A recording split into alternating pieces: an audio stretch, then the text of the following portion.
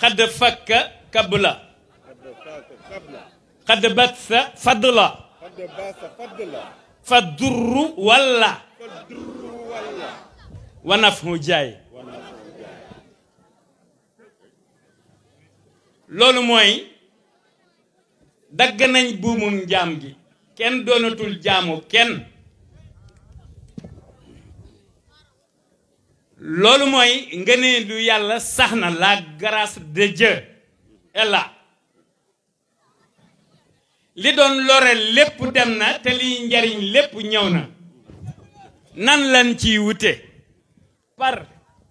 bonne intention bonne parole et bonne action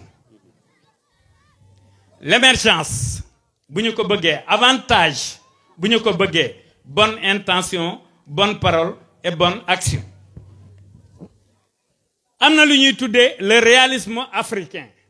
waxtaan naa ci président de la république monsieur Macky Sall loolu na ngeen ko séentu ca kanam une fois que président jiite chef d'état africain yépp dès mois de janvier incha allah dina bokk ci projet pour Afrique mais valable rek pour Afrique dafa valable pour adduna bi yépp parce que Cheikh Ahmadou Bamba Khadim Rassoul il est pour tout le monde le réalisme africain boobu nag dañu ko tëgg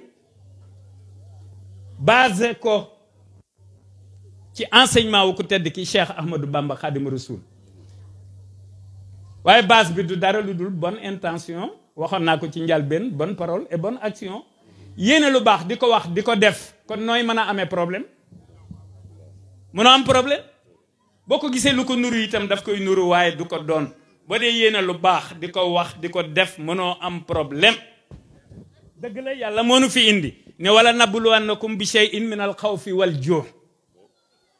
waaw fii àdduna la faw yàlla di ñu tegal ay épreuve waaye bi ñu tegalee épreuve yi itam dañoo wax nan lañu koy esquiver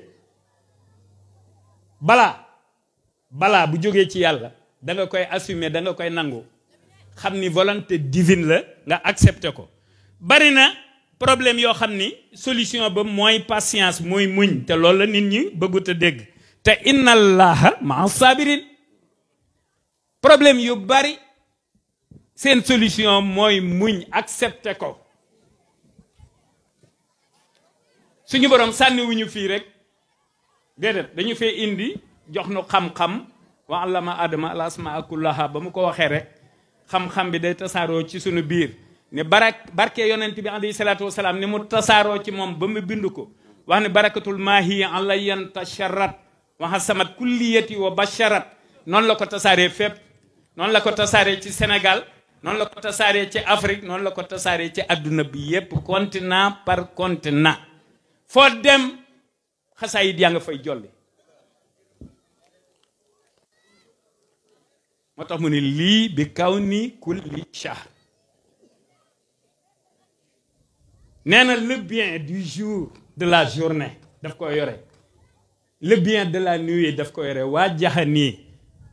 bil bishri kulla layli maha naharihi wa taaba nayli waa jaxanii bil xayri kulla yawmi wa kulla shahrin wa aqudu qawmi loolu tax muy guider peuple am nañ nangu mu guider ñu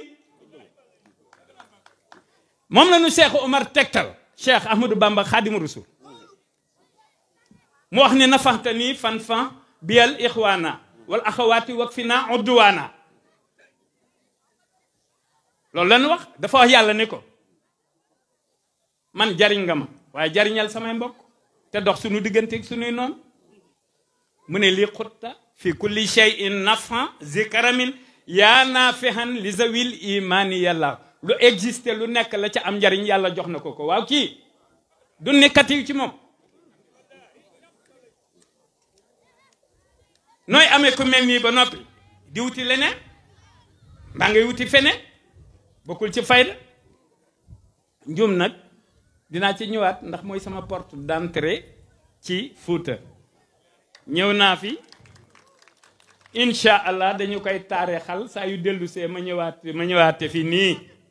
bu ko defee di ko gën a yaatal su ma fii ñëwaat dëkk yi ci Fuuta yépp laay invité su ma fi ñëwaat ñépp laay invité